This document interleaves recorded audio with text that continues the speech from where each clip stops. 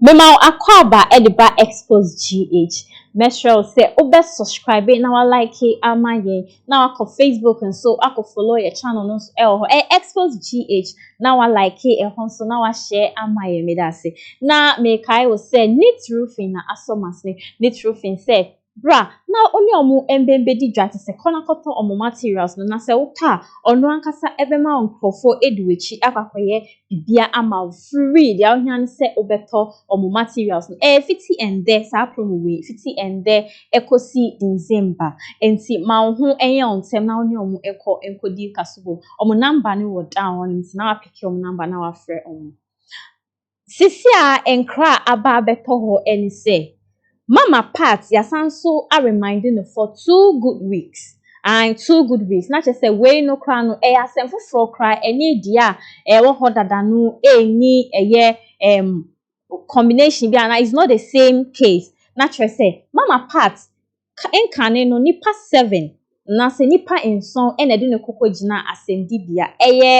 court 19 sorry 9 Agradaa no mo remanded no you can say onko them for some days not to say Monday on sign embramage na asem dibia nanso sesia no ya sanso a remanded no 2 weeks na me catch one make sure say enye the same court honum just say nipa 6 nipa 6 asanso ababontin e de Mama Pat akwa court na sa court we no enye the same court ye de no court previously we court for circuit court 10 eho na anapa we ye de ni ekokogina ho no na asem a interesting wa asem yi mu ni se Mama Pat ene de ye de ni kono ni lawyer mpo enka ho na try say make up endra oye ya Ghana for bloggers any ahwefo ni bi etwabo no say na obi a yeba bedi wa asem na wa peja makeup TV von just say wa boss pairs u nanti majestically just say court one all bani crampo no ehu bia eni bibi biara eni ho a say na ya remanding no this past days na so ebusu afo mu ni bibi this time around here Mama Pat ye de na eba no makeup just say no makeup or smadi empo on shebi because me say senka ye de utumu a na ye remandi wa ye yi ohu jewelry na say obo watch na ye yi o hye asumka na ye yi na so ye hu ni sa endra Mama Pat ebe pm ewo court no na che say o hye asumade abo makeup etwina no red abo pairs asesa na tare ahye wig no hye bone straight to say ndie minimum po na mbom na wasiesie no huye papa na mo aso nim say ni signature de bi odi pie court won say so ba na otu nyamenyum guess what this time around and there any die any bresem Mama Pat enhye wig che say ni ti a wanwi ono ankasa ni natural hair na ya nwenwi no eno na wa hye net egusu ena afenso no makeup eyelashes na o hye na ndra no and then one hye ena afenso no just say one I say we no eba mu impufri mu enti ye ka kire na eni begina court na areho sem ewu ni say na ne lawyer mpo eni honu enti embra judge no ebisa ni say asem we no nipa 6 edwa ba begina asem bibia na just say nipa 6 aside from nipa 7 na previously omodi no akwakogina asem bibia no these are different people altogether. Na we monso no mpo no. Omo afa na nko the same court, omo de ni call different court. Na judge we bisa no na Mama Pat say, ni lawyer ni honti ontumi nkasa. Na judge say, any lawyer ni hanti na say ontumi nkasa. Call na kwatri mu for 2 good weeks. Na say Monday no, oko circuit court 9 no na sokodi na asem ni wi or sign even say man you bail crampa. Mama Pat be sign akotri aban kukumu anase ye be sign amano remand.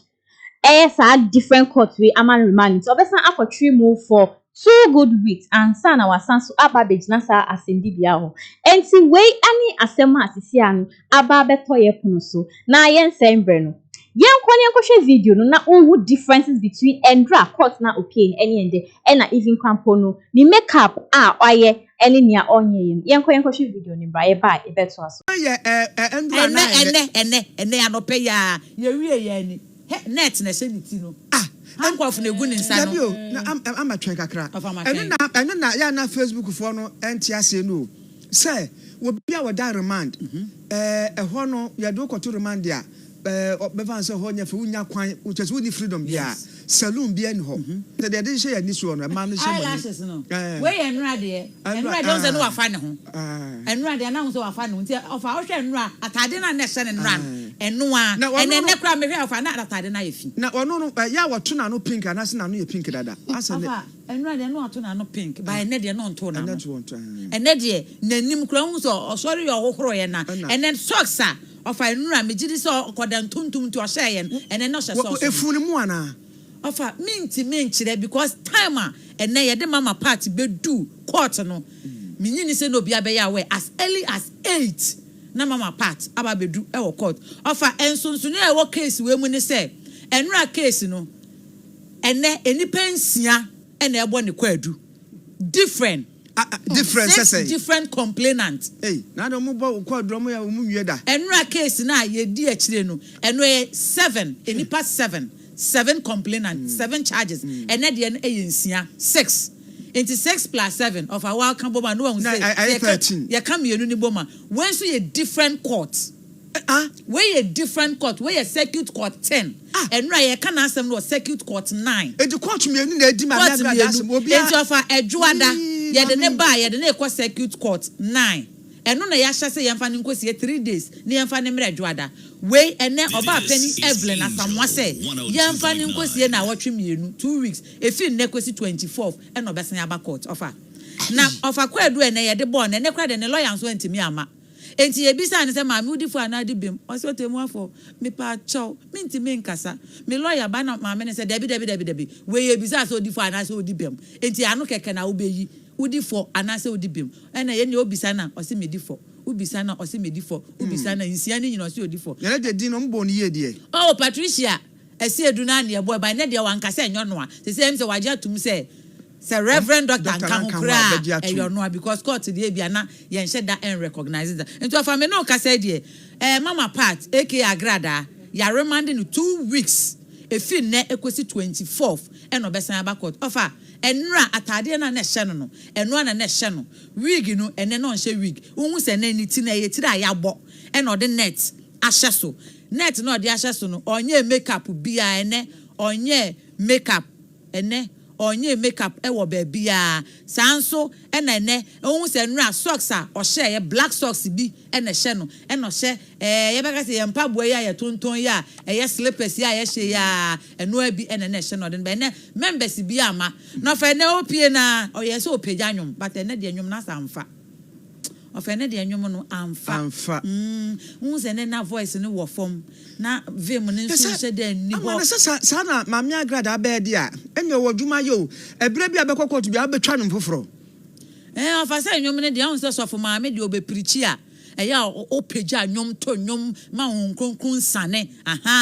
enti ye ne no na nka enso opese opagya nwom but ohwe benkum ni nifan members bi ama supporters bi ama church members bi eni around enti abrante ba ku bi ade bi otadi na chi a ase wa ye mpese kakra no nko a ono a opie ko ba o lawyer ne se oba wate court ne fra time a ye de ne kwatena kam so no ba ne de ofa oba na handcuff egu ni sa ya remanded no to efi ne ekosi 24th enti Monday after Monday kra no se Monday court kra ma ne bi a ofa ontimi nkofi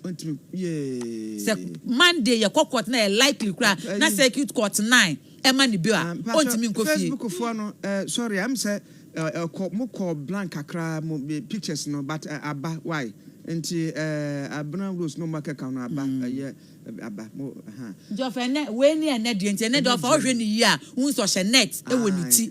no makeup onto na no onye hwe na ne de handcuff ankasa nso egu ni nsa e de ne ba ko no fa de na ye ma ote court dem wonyina handcuff ni gu ni nsa ko si se ye bo ni din ena ye bieye okogina ho owie ya pa ye se ya remanded to 24th pe ena ye sanse maame tene nsa ne fa handcuff ni mu ni nsa ena ja boko anope wasan edepie pente bia so panade ne de adwa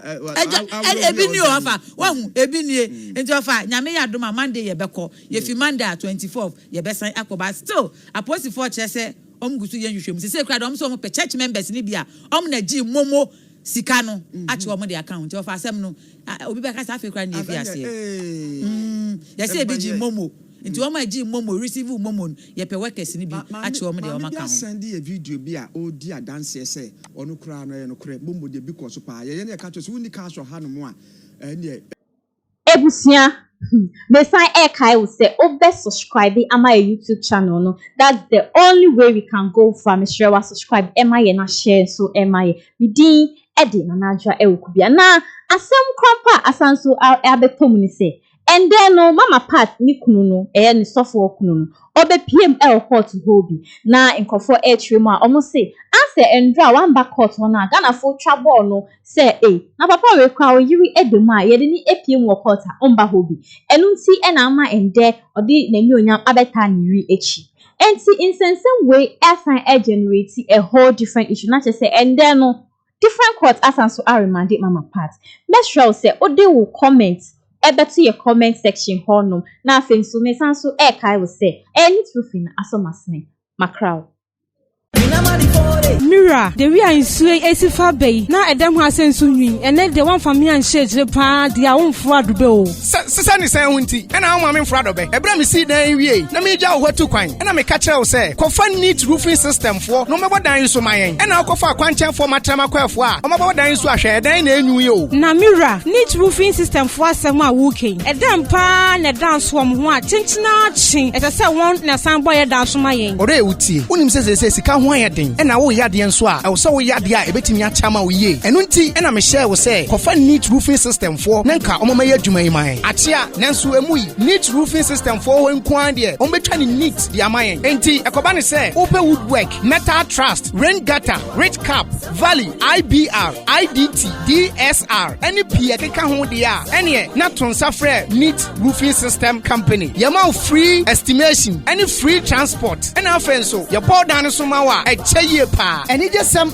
neat roofing system company at the abani say what the promotion chenche pa no the aba say de every sabre ekosi say ye beti bronya bewie no oba neat roofing system company akache say enkobo dan somawa akade a wo de beba wo dan so pe na wo betua ka na ye di wachi akobo dan so ama free a wontua hwe asaman kasene ne mpatam neat roofing system for ababie omonkrabata ne bi wo park so Proto station ho a store number 44 a ne GRA office ni dinhwani mu emuntremu bia no for neat roofing system for ewo 0553 817122 ena 0557 453973 neat roofing system ana quality is our home.